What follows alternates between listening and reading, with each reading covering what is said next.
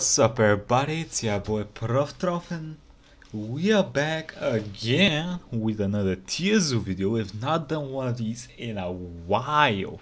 Why? Goldfish memory. Fucking goldfish memory.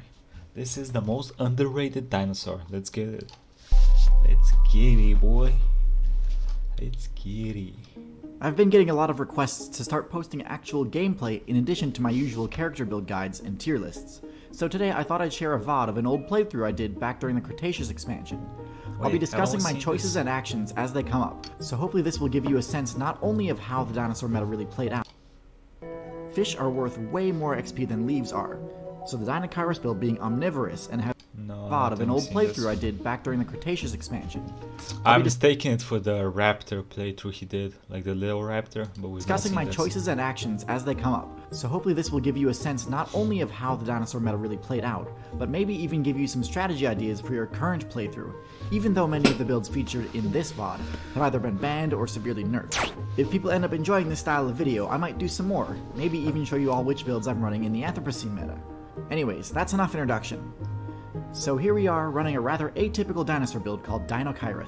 A quick look at my stats shows that despite the fact that I'm not playing as a claw swipe, a bite, intimidation, slam, a mating display, sensor routing, carnivore, I'm actually running a much more offensive build than you might expect.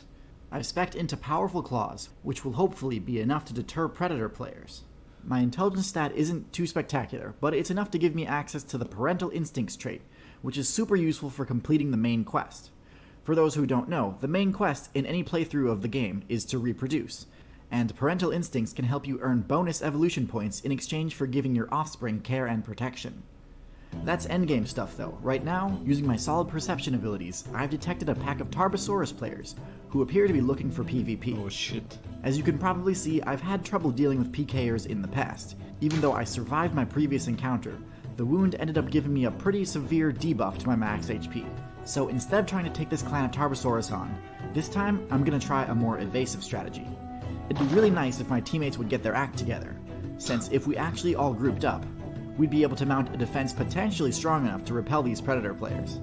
But unfortunately, you never really can count on your teammates in this game. True. So for now, it looks like my only real option in any multiplayer game, you cannot count on your teammates, especially League of Legends, is to escape.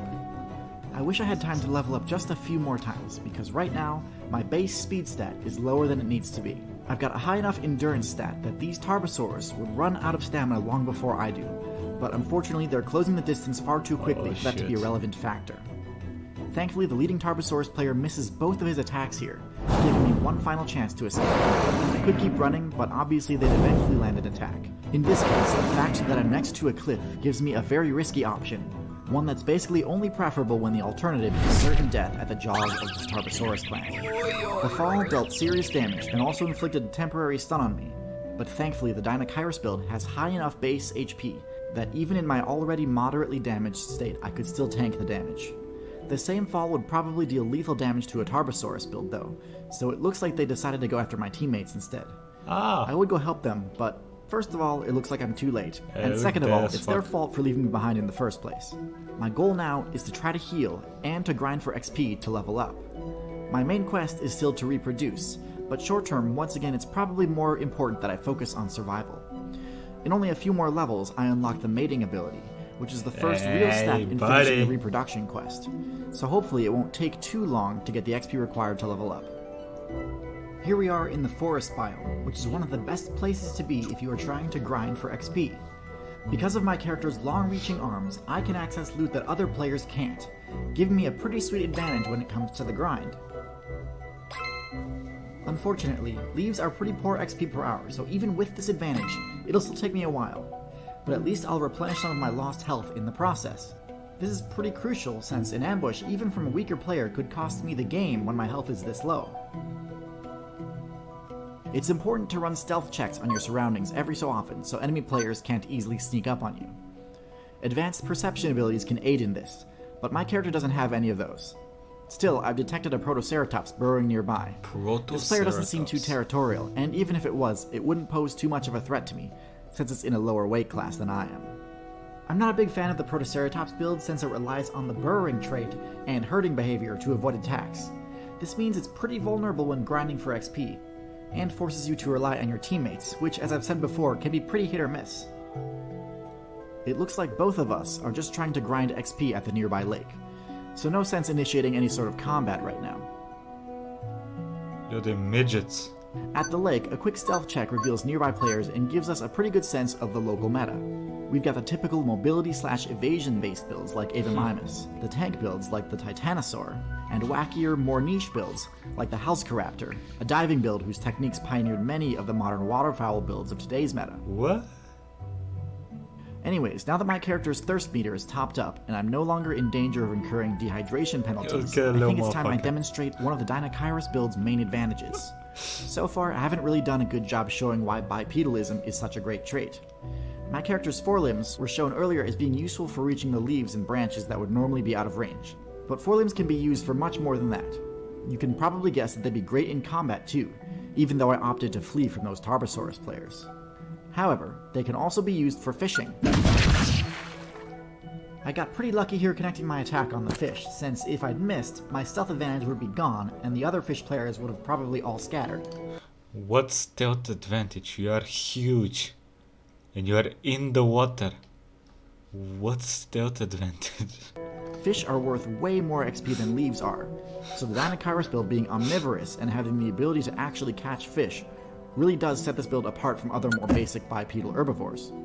It levels up much quicker because of this elevated XP rate, and that's why I'm already at the level required to unlock the mating ability.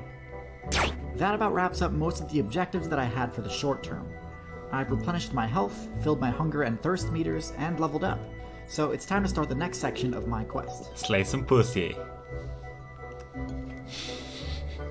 One of the more controversial things about the reproduction questline is that in order to start it, you generally have to waste a few evolution points on unlocking cosmetics.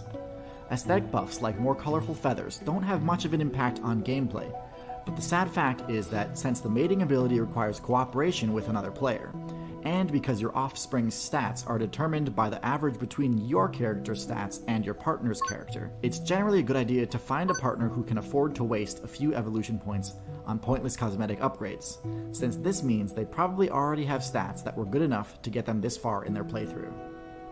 Makes sense. This player here has wasted their evolution points on blue feathers, a pretty expensive cosmetic upgrade, meaning they'd make a great choice to complete this part of the quest. If this player is also working on their mating questline, they might pick my character as a partner, in which case they'll activate their mating display ability. Looks like that's exactly what's going on. So if I want to accept his request, I have to also activate my mating display ability, which initiates the rhythm game portion of the quest. Is he playing Guitar Hero? What was that called?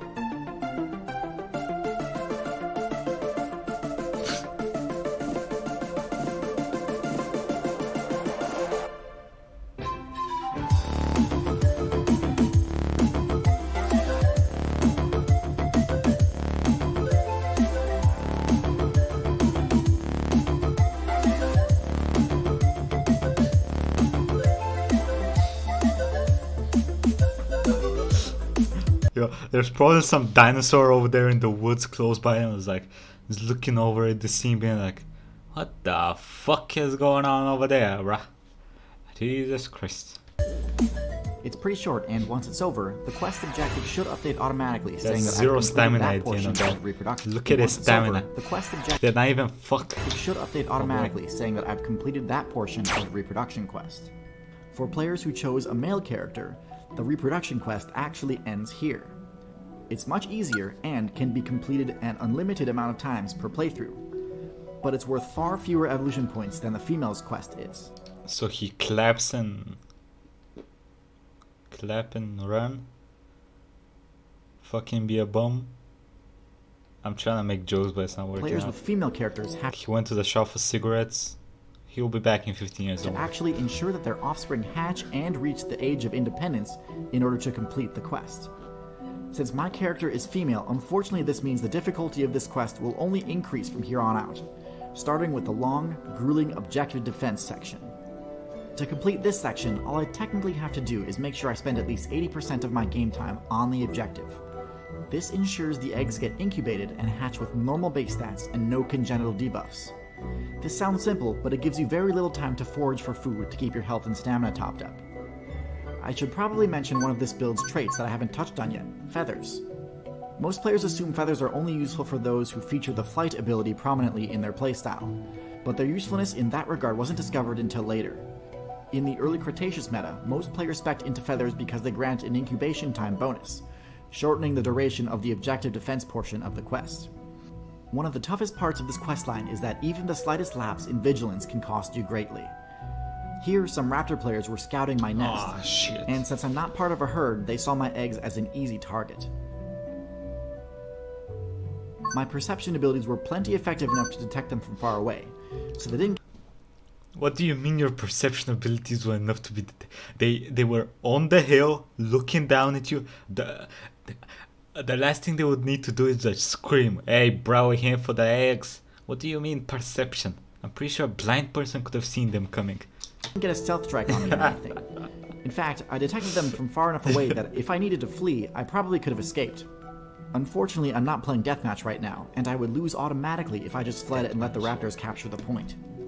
Perfect time to demonstrate how powerful Dinosaur's arms and claws really It's are. kinda scary. My first attack connects perfectly and one-shots the raptor. Oof! Oh, Theo! Then I get a grab on the second raptor and take him out with a back throw. Oof! I whiff my next slash attack on the third raptor, but cancel it into a weaker backhand attack. Oof. And if I was playing at my best, I'd have used that stun time to try to take out the final enemy. But I got a little greedy and tried to finish the third raptor off first. This let the fourth raptor take the objective for a brief moment.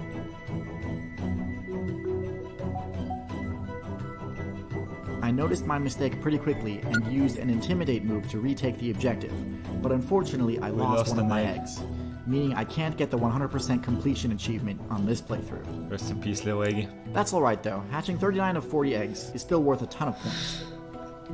Yeah, that was probably the stupid son anyway. It's okay. I managed to not get attacked at all during the rest of the objective defense section of the quest.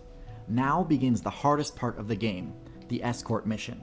Oh no. After finishing with incubation, new players spawn in with stats randomized mostly between my own stats and whatever stats that male Dinokairos build had.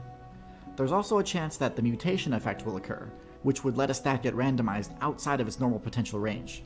But there's no way of controlling that. Yo, your kid's looking kinda ugly, I'm gonna be honest with you, my man. I think it's kinda... Anyways, in this section of the quest, you have to keep your own low-level teammates alive until they level up enough to be able to survive on their own. Some builds can survive on their own even at level 1, but most dinosaur builds need at least a bit of early game protection. This part can take a while, so I'm gonna skip some of the boring parts. Okay, so at this point, my brood is only a few XP away from becoming self-sufficient.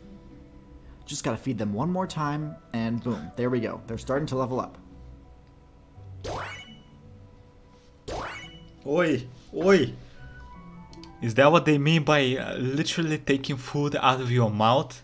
Jesus, my man. There is a branch on the ground. It was at this point that I got really unlucky. A Tarbosaurus player detected my party and charged us. And if I try to flee, it will kill all of my offspring enough to start the entire quest over again. So I've gotta stand and fight. The Tarbosaurus player whiffs their first bite attack, but cancels it into a headshot, knocking us both over. I retaliate with a bite of my own and a flurry of swipes. The bite does very little damage. Hey, I'll be honest with you, the dinosaur we are playing currently fights like middle school girls.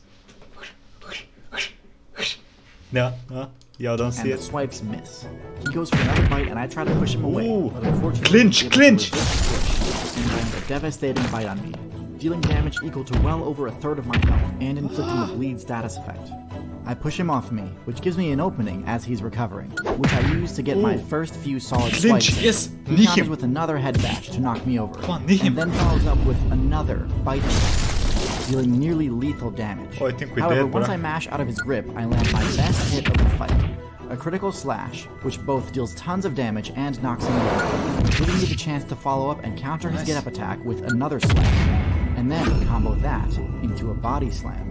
I go for one final roar and break his nerve, and he flees. Oh, bro, we dead. We're bleeding and we're dead.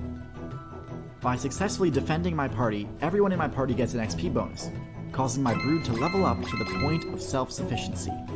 And just in time too, because the bleeding effect of the bite eventually wipes out my last sliver of HP.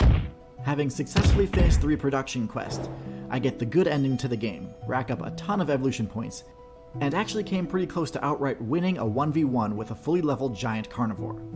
All in all, great run. The fuck do you mean great run? You scarred all those kids for life, my friend. They're gonna grow up to be like little Batmans and shit. Little dinosaur Batmans. Where is she? This experimental type of video was made possible by CuriosityStream, and sourced its footage from their brand new documentary Amazing Dino World. Amazing Dino World is a fascinating glimpse into the lives of dinosaurs of the past. Okay.